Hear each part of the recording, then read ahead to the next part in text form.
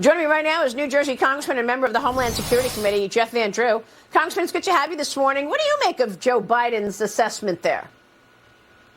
It's pretty much what I make of all his assessments. It's nonsense, and he's off track, off focus, and, he's the only one I know. The reality is he's the only one that I know that's a Democrat that is celebrating the fact that Nancy Pelosi is not going to be the speaker, that we're going to have all the committee chairs, that we're going to be making the decisions. Let me say something else, too. Many parts of the country did very well, and we're going to have some governors. Let me talk about my district a little bit. I got the southern half of New Jersey pretty much. We have, for the first time, literally in generations, county commissioners that have taken over for the Republican Party in various counties. I myself have 6 counties in my district. I won all 6. I won all 6 in double digits. We are going from being purple to a little bit of red last time to getting much redder. We're going in the right direction. A lot of others are as well. What happened? Well, some candidates weren't as good as they should have been. Some candidates didn't work as hard. In my mind, some candidates weren't as strong and speak out as much as they should have. That's one of the things. And the second thing is the power of incumbency. The third thing is we picked up 14 seats in the last election. That's abnormal. I usually don't do that.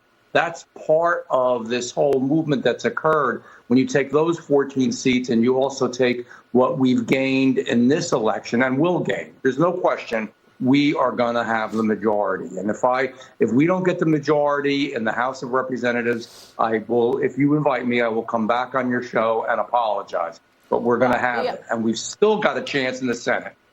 Yeah, well, look, I mean, Joe Biden had lots of tricks up his sleeve. He offered to forgive young people's college debt, even though everybody said it was unconstitutional, that it was not something that the president could decide on his own. He went around Congress. And, of course, right after the midterms, like clockwork, a judge has struck down that plan, which is costing upwards of $1 trillion. But it worked, okay? Congressman, it worked. It got young people out to vote for the Democrats. Yeah. You listen, you give away money, you give away stuff, it's going to work. They scared the daylights out of some people. I mean, I know that because you listen and watch everything. I mean, the things that the Democratic majority that said, Clyburn, the president, Pelosi, that this was going to be like a Nazi takeover, that this would be the last fair and free election in the history of America if the Republicans swept everything. Well, we're still going to win. It may not be by the number that some people thought, and I think they overpromised, but we're still going to win. But what they said was scary. I mean, to compare this to Nazi Germany, to compare Republicans to Nazis, quite frankly, is foul and inappropriate. Maria, I'm just so damn tired of them. And yet you can't be, because we're going to have to fight the fight and stand up.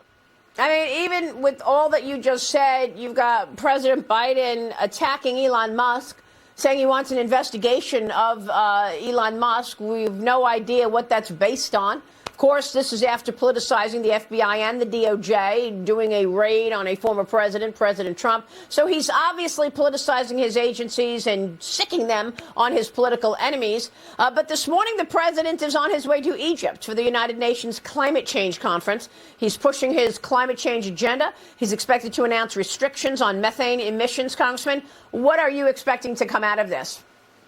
Well, what's going to come out of this is what always comes out of it. Some very tiny countries may listen because they don't have much of a choice anyhow.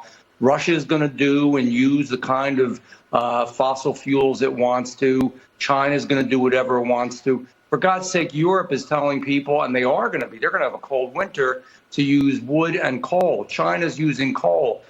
China still has the status of a developing nation, so they're going to use and do whatever they want. But they want us to put special restrictions on ourselves so that we pay much more for energy, so that we are behind the 8 ball. And again, I'm tired of that. I mean, we should be number 1 on our energy portfolio, and we keep dropping because of the fact of what this president is doing, because a lot of billionaires are making a lot of money off this Green New Deal. That's the real deal. That's the real story. That's the real truth, and nobody wants to say it. But I'm going to say it. And you know it's true. I know it's true. By the way, the president is expected to meet Xi Jinping for the first face-to-face as president.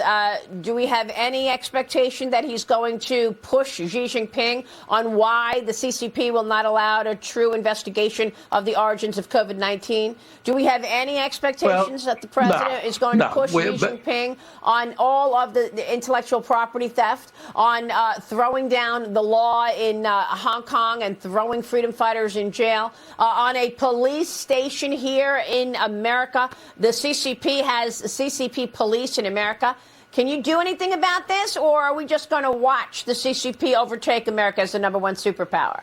Well, I'm not just going to watch. Look, I want to make this clear, and I make this clear to my Republican colleagues and friends. This is no time to be soft or vague or anything like that. This is a time to be strong. This is a time to speak out. Yeah. This is a time to investigate. This is the time to really stand up and be tough. There's nothing worse than the only thing literally worse than a Democrat is a weak Republican.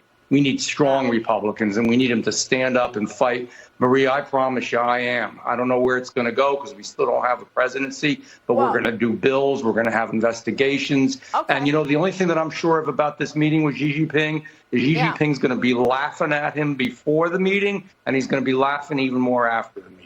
Well, that's very discouraging. Real quick on the border, you're on Homeland Security. Texas Governor Greg Abbott has tweeted that Texas has now sent its 300th bus to Chicago.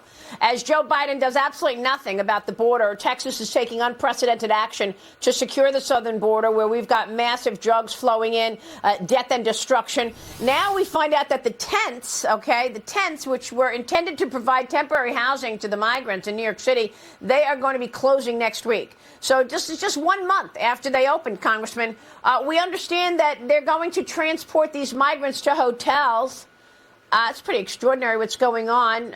No word on what we're going to do for American homeless. Maybe they want to go to a hotel. What are your thoughts? Sure. Sure, we got the money for that. Let's, I think maybe we should just, spend trillions more and not even for Americans, not for our veterans, not for our homeless, not for all the issues and challenges that we have. This is a lot of crap. I'm sorry, and I don't mean to be crude, but it really is. Abbott is right on target. I don't live in Texas. I live in New Jersey, but I get it, and I get what he's doing. Yeah. And what's happened to Texas is unfortunate. We cannot tolerate this. And again, we're going to put legislation out to build a wall, legislation out to have more border patrol there, legislation out to stop this. Now, again, we need cooperation. Hopefully we'll have the Senate. Hopefully the president, we got to squeeze him like a soft lemon and literally get stuff out of him, because he's going to need the House of Representatives for budgets and for other things. So we got to push hard. We will leave it there. Congressman, it's always a pleasure. Thanks very much for joining me this morning. Jeff Van Drew in New Jersey this morning. Thank you, sir. We'll be right back.